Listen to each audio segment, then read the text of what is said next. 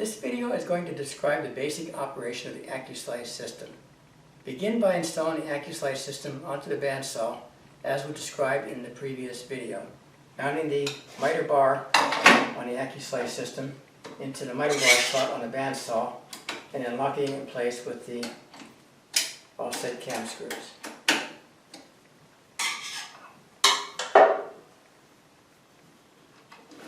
Now my rail is already installed here. So the next thing is to install my carriage. I have a carriage here with a sacrificial fence already installed, and I actually have a piece of wood attached on here already. There'll be a subsequent video to this which will describe the various methods of attaching the wood to the sacrificial fence. There's numerous methods available, including double-sided tape, glue, and clamps, and we'll be showing that in the next video.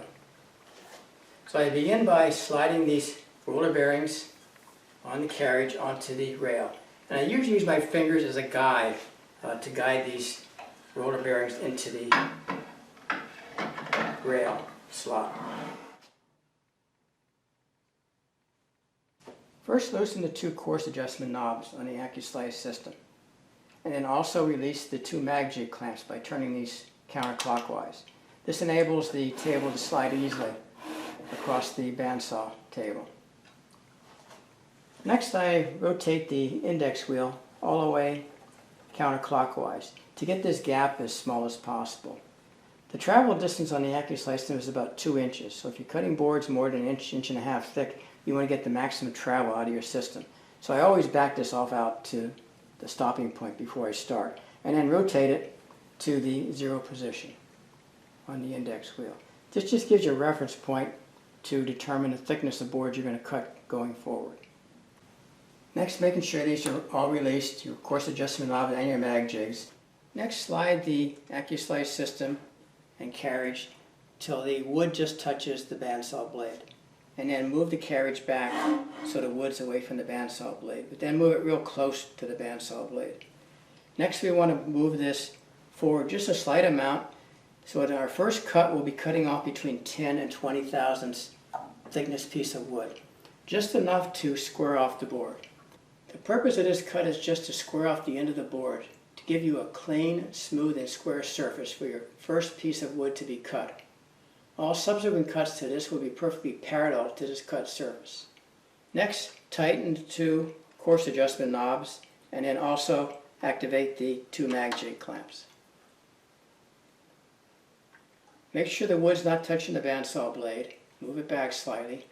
It's important when you're using the Accu-Slice system that you push the wood through the bandsaw blade fairly slowly.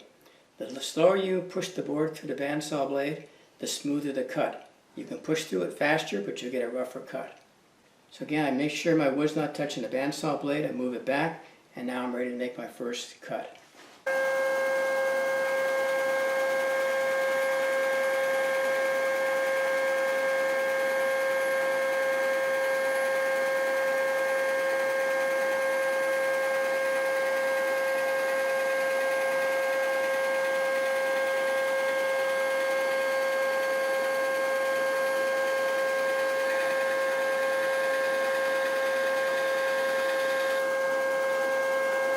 That was our first piece of wood, which is a scrap piece. It gives me a flat surface now, so every other cut now will be perfectly parallel to the surface.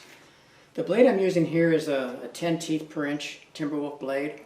You typically use finer blades than you normally use for doing resawing with the Accu-Slice system. And by using these finer blades, you get a much better cut. And I do not like the carbide tooth blades. They give a very rough cut, or the blades that have 3 to 4 teeth per inch. So usually when I'm ripping boards, I use between 8 and 10 teeth per inch on my bandsaw. And this blade, I said, is a Timberwolf 10 teeth per inch rake tooth design blade.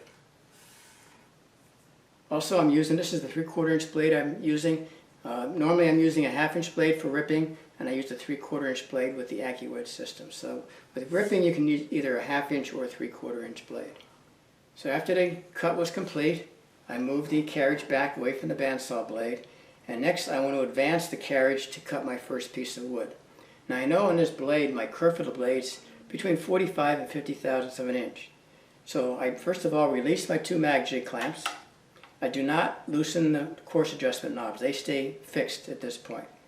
And then I rotate my index knob 1 full revolution, which is 50 thousandths of an inch. That's my blade curve. And then I dial in how thick of a board I want. I can dial in 5, 10, 15, 20, 25 thousandths. Or if I want to get board 50 thousandths, just to go another 25 thousandths, bring it back to 0. And that'll give me a board 50 thousandths of an inch thick. Likewise, I can go further. Another full revolution if I want to board 100 thousandths inch thick. Another revolution if I want to board 150 thousandths inch thick, or anything in between. Then I lock the 2 mag jig clamps, and we're ready to cut our first piece of wood, which should be 50 thousandths of an inch thick.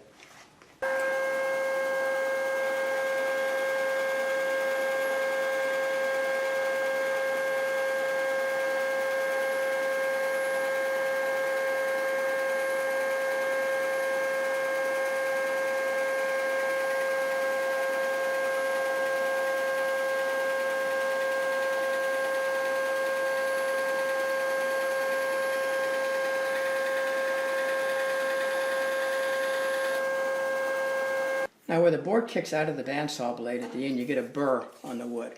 And this is just easily taken off with a chisel or sandpaper. Next, on the bottom edge of the blade where it's cutting through, you tend to get a little bit of a fuzzy on the bottom. And just some sandpaper is all it's needed to take that off. I do not sand these surfaces from the Accu-Slice system. That surface is good enough for gluing. And when I mic this board,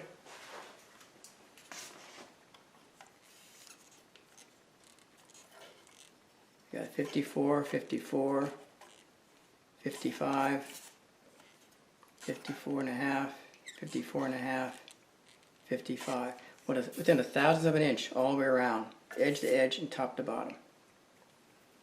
Let me see how close I get. You can see that the blade marks on that board are very minimal.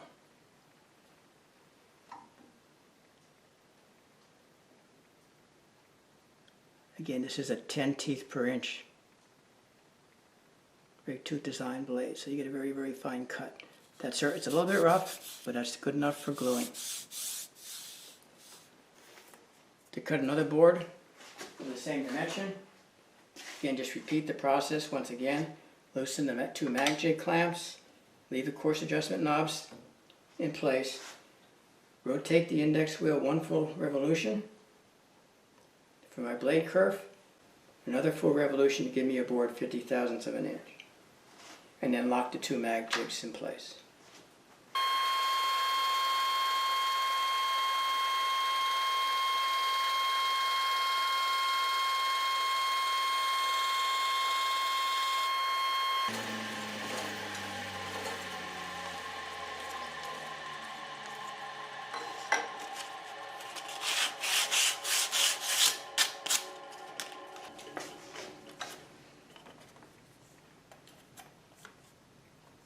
And when I mic this, it's the exact same thickness as the previous board. So I have 2 boards here now, exactly the same thickness. And I can repeat that all the way down until the board is completely used up. In doing some additional cuts, again you release your 2 mag jig clamps, and again 1 full revolution for my blade curve, and then another full revolution to give me my board thickness. Now if you happen to overshoot, so you go past this, there will be a little bit of backlash. So if you overshoot the position on the index wheel, turn it back past the position of maybe a quarter, half a turn, and then go forward again and reposition it. Don't just go back and stop. You want to go past the position and then go forward a little bit to bring it back into the correct position.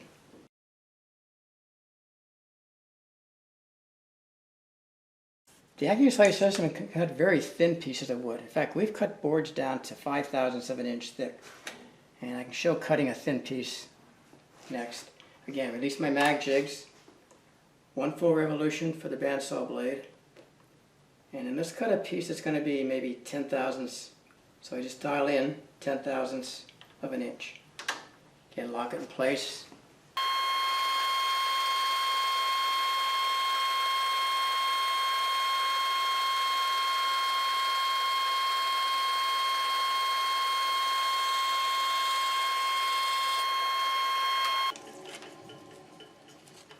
And there I cut a board which is, believe it or not, 5 thousandths of an inch thick. That's kind of the limits of the system. Can't use that for too much, but you can cut it. And again, this shows that, you know, with the Accu-Slice system, we see no bandsaw blade drift. If you had bandsaw blade drift, you could never cut a board that thin.